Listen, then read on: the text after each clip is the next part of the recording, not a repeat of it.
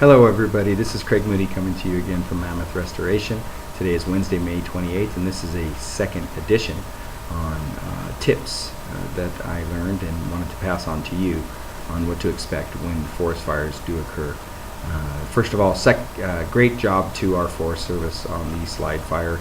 0 structures lost as of this recording, and that's not surprising at all.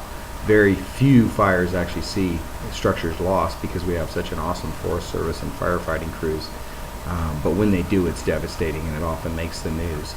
We saw that earlier this year in San Diego, and again last year in Colorado Springs. However, based on statistics from 2012, over 9 million acres burned, and we did lose 2,200 structures that year. But that's actually a very low number considering it was a very high fire year, and over 67,000 fires were reported. Last week we touched on 2 subjects, and that was how to keep your homes and structures safe from smoke and odor, and then also a buyer beware attitude as far as when you're approached from the insurance professionals and contractors claiming to be in the industry. This week's Elementary Minute is coming to you based on your feedback that we got. The feedback that we got was to make sure that you're going to go ahead and videotape your home now. Videotape each room, your detached structures, and your garage. I did this last week, and it only took me about 10 to 12 minutes. I did it very quickly. I stood in each room and just kind of turned around with my camera phone, which most of us have, and I was able to zoom in on the closets and any personal items that I felt were of value. Also, additional living expense. Basically, you want to you're going to probably have this question asked, so let's review that now, and what kind of game plan are you going to have, how are you going to explain this to your insureds. You guys are very good at that part of it.